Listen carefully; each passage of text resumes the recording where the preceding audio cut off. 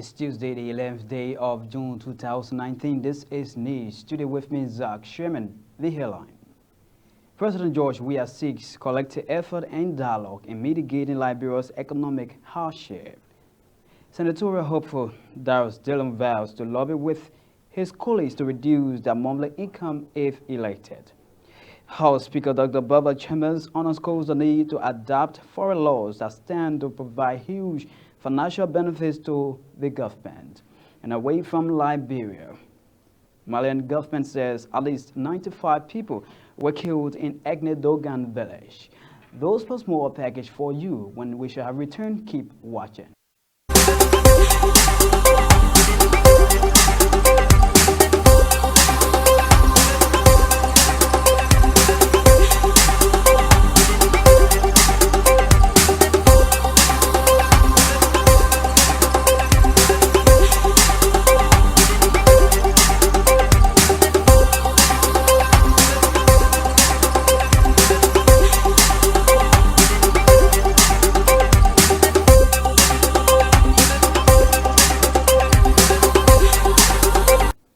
This is News Today. Montserrat senatorial hopeful Darius Dillon has vowed to lobby with his colleague, if elected, to reduce their monthly income for the benefit of the country. This, according to him, will help augment the take-home remuneration of civil servants and improve the challenged health and education sectors. The candidate of the four opposition collaborating political parties was speaking at the official launch of his campaign at the Liberty Party headquarters on Tuesday.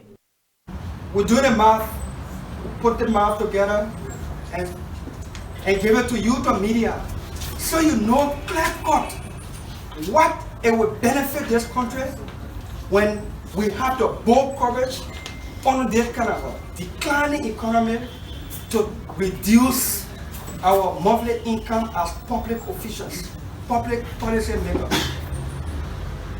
As it stands, it is speculated that public officials earn $10,000, $15,000 a month.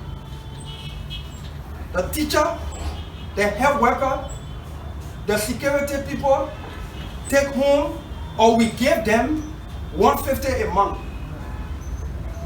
If $15,000 a month is being collected by a public official, especially elected, and a teacher or a security person or a health worker or any other professional civil servant taking home $150 a month, it means that teacher or that security person or health worker will work for 10 and a half years before he or she can realize or take home what a public official takes home 1 month in this country. If you took 10,000 from each lawmaker money, 103 persons times 1 month times 12 in a year, you will get millions of dollars that can help to elevate civil service money or go toward improvement of our ailing health sector and improve the quality of education in our school system. No legislator has had the courage to say, let's pass this bill or this draft bill into law to set a ceiling that no public official should take home more than 5,000 in this country, so that we can take the chunk of the money that will generate from that kind of reduction into other sectors to develop our people and our infrastructure. Candidate Dillon at the same time used the occasion to complain about an electoral violence in District 15, Montserrat County. I want to start off by raising concern about electoral violence and electoral misbehavior already ongoing at District 15, where Talia Ure, the candidate of the four collaborating political parties, have seen the vandalization of her campaign materials. We condemn this. We call on the Elections Commission as well as the Liberia National Police to quickly intervene to ensure that the perpetrators are brought to justice so that this cannot occur again. We detest, we denounce, and we reject any forms of electoral violence and of misbehavior. We should demonstrate that we are a civilized people. And in spite of our political diversity, we can behave with civility and maturity. When we do that, it tells that our democracy is maturing and growing. We do not want to revisit District 13. We are signing this caveat to those who believe that violence is the way, intimidation is the way we want to sound this caveat.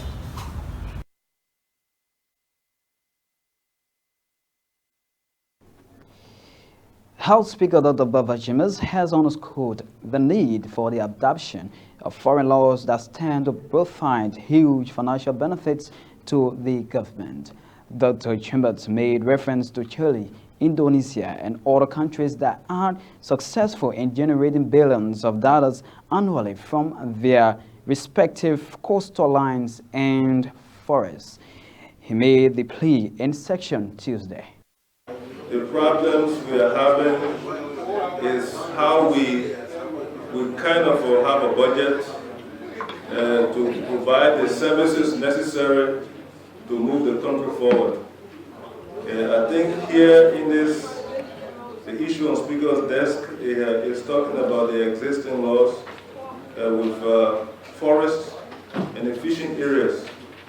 Distinguished colleagues, Liberia is endowed with lots of forests, and we have other nations that also have the same kind of resource that God has endowed us with. But just to mention a few, which of course I know we need to take very serious, perhaps we put monies in the budget or money in the budget for us to be able to approach how we can find ways of having other interventions, like laws in other areas that will be customized to augment the budgetary level we have. Distinguished colleagues, countries, to name a few, from their own forests have been able to get some money, which of course I think Liberia, if we do the same, we have perhaps something in a reasonable kind of a neighborhood to support our budget. If you take, for instance, a country like Chile, Chile receives annually $1.8 billion, $1.89 billion from its forest. So the laws we have, many times we have neighborhoods fighting, communities fighting, family members fighting, but you don't hear that in those countries. So if we adapt laws in those other countries and see how we can look at the forest sector, how it supports our budget, perhaps we'll be on another level where we will be able to give the requisite services to our people. I think the forest that we have can be used as blessing and not curse. Also, we find a long coastal line here, and we have waters, we have the sea, we have ocean. And in other areas, like Indonesia, Indonesia gets about $3 billion per annum from fishing. The Netherlands get $3 billion also. And many other countries benefit. We must be able to adapt laws, to borrow from countries that are successful in those areas. In another development, House Speaker Chambers has set up a committee to streamline the workforce at the lower house. The exercise, according to him, is intended to delete ghost name and properly pay the actual staff of the house. It has been perennial that for some time now, many of or some people have not been present yet. They have been listed as workers. On this note, we are trying to make sure that everything is done orderly so that the people can be properly paid as they have been employed. We want our people to have a living wage. And since they are here, with the report we've gotten, we think satisfactorily if concentrations are put in that direction, then of course tangible benefits can come to the workforce of the Capitol building staff. So Muzaza, I will present to you the report that your committee has worked on, and to ensure that the proper measures are taken, that those persons that are ghosts be buried, those people that are getting paid that are unwarranted, pay that is unwarranted, some stabilization be made, because there are a lot of concerns, and we feel that there's a way of starting to help our people. So we ask that your committee, the very committee established, work along with Ways, Means and Finance, so that even those persons that need to be retired, so that savings can be made, and then the proper measures are taken. So please do that for the next, budget period. If you're just coming our way, this is a reminder that you are watching news today only on KMTV. This is a half-hour news presentation brought to you from the news desk of Creative Minds Television. With me, Zach Sherman. Still to come, President George Weah seeks collective effort and dialogue in mitigating Liberia's economic hardship. We'll be right back for more development. Keep watching.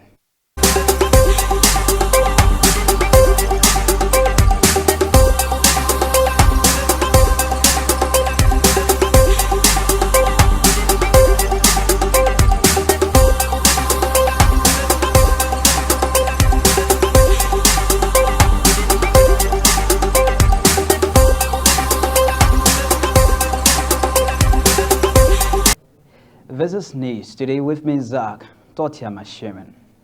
President George Weah says his government remains committed to the protection of fundamental rights and freedoms of all Liberians. In a short nationwide address today, President Weah lauded Council of Patriots and sympathizers for the peaceful and orderly manner in which they exercised their constitutional right, publicly assembled with the objective to petition the government. He also thanked the non-protesting Liberians and the joint security for their professionalism in protecting lives and properties during the recent June 7 protest.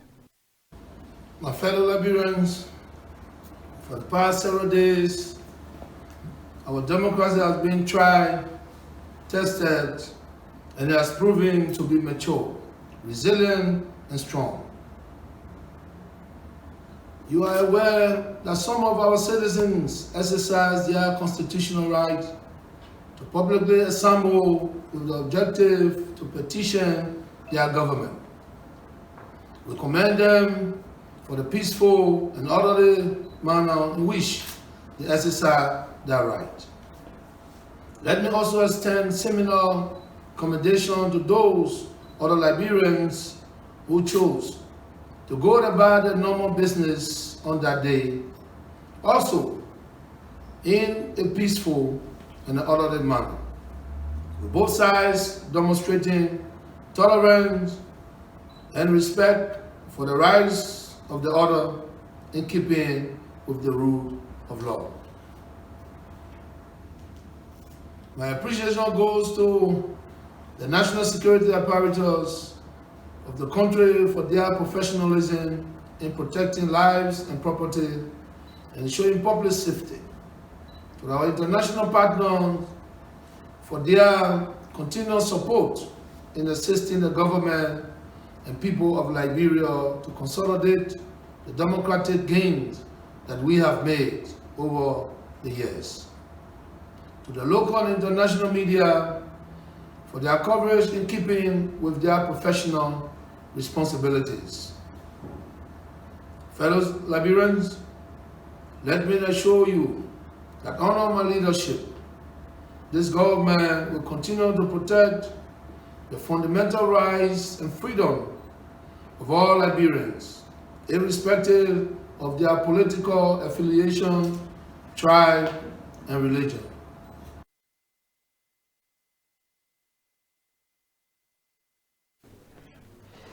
President George Weah has re-emphasized calls that dialogue and collective effort of all Liberians is the way forward to achieve the desired objective of reviving the economy. Addressing the nation on Tuesday at his residence, President Weah said Liberians will have to come together to support new measures that are necessary to address the economic problems the country is faced with. Last year, when I assumed the presidency, I informed you that we had inherited a broken economy and pledged to you that I would exert every effort to fix the economy and improve the lives and livelihoods of our people. While our effort to fix the economy and sustain the ongoing, we still face challenges. Fellow citizens, it will take the collective efforts of all Liberians to achieve the desired objective of reviving the economy and placing our country on the path of sustainable development and transformation. We will have to come together to devise and support new measures which are necessary to address the structural defects and imbalances in our economy.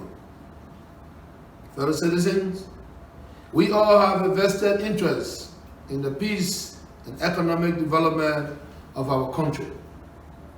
My government recognizes that alternative views of all citizens are equally vital in finding a way forward. Fellow Liberians, it is because of this fact that I now take the opportunity to again invite the leaders of political parties, civil society groups, elders, religious leaders, our traditional leaders, student leaders, and the business community to a roundtable discussion to afford them the opportunity to present their alternative views or their suggestion on the economy. Fellow citizens, let us sit and dialogue on the way forward for economic revival in Liberia. Bring your ideas to the table, and I assure you that they will be given my most careful consideration. Fellow citizens, once again, let me thank all Liberians for their efforts in strengthening the peace and consolidating our democracy. The Women Public School situated in Bond County is said to be reportedly abandoned, with grass taking over the entire facility. The school was built by the Liberian Agency for Community Empowerment in 2009 with funding from the Liberia Education Pool Fund, with the aim to buttress government's effort in providing quality education for its citizens. According to the Vice Principal for Instruction, David W. Kekula, most of the teachers left the school when one of them, identified as T. Koli Molba, was allegedly killed in the town by unknown persons in 2012. He said that police investigation established that though a 15-man jury that some parts of Mr. Molba's body were allegedly extracted by his killers for ritual reason. In the wake of his death, Mr. Colbert said police arrested 3 persons to help with the investigation. A group calling itself Citizens United to Sustain Peace and Democracy has termed recent June 7 assembly a total mirage. The group said the protest yield absolutely no fruit for the country. Anthony Patrice Weir is the head of Citizens United for Peace and Democracy. The leadership of the Citizens United to Sustain Peace and Democracy wishes to state in unequivocal terms that the just ended much publicized gathering of supporters of the June 7 action organized under the canopy of the Council of Patriots was indeed a mirage and indeed a facade to unleash sinister designs against our hard-won peace and democratic gains that yielded no positive and meaningful dividends for the people of Liberia. This political gimmick, masterminded by a fingerful of individuals disguised as patriots, but truly pseudo-patriots and non-nationalistic elements, sought to short-circuit the pursuit of our post-conflict reconstruction and forestall the building of the state architecture that facilitates social, political, and economic advancement of Liberia.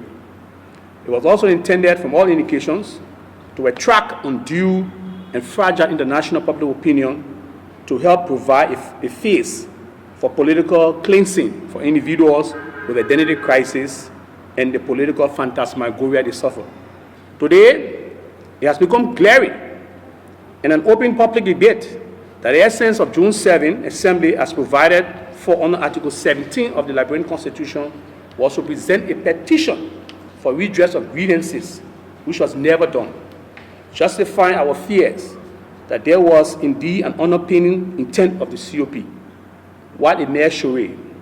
Most alarmingly, to have used the headquarters of the All Liberian Party, a national opposition political party, to read the COP's petition cataloging a plethora of counts with a 30-day ultimatum for government's action, beclouded and compromises the independence of the COP as a pro-democracy integrated group, but rather a surrogate group of the ALP and protege of its appendages.